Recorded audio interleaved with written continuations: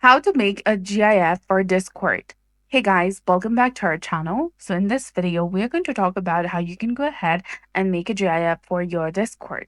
So for that, you need to go ahead and open giphy.com. Simply enter it on your search bar and hit enter.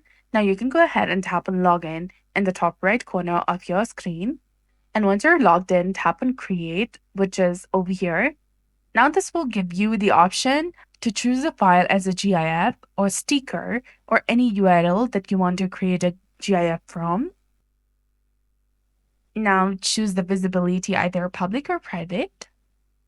And then choose to upload to Giphy or download. You can also choose to upload in the Giphy. Then tap on copy link option. Now go ahead and open your Discord and paste it here in the chat and you'll be done. So that's it for this video. I hope you found this helpful. If you did, please like, share, and subscribe. Thanks for watching.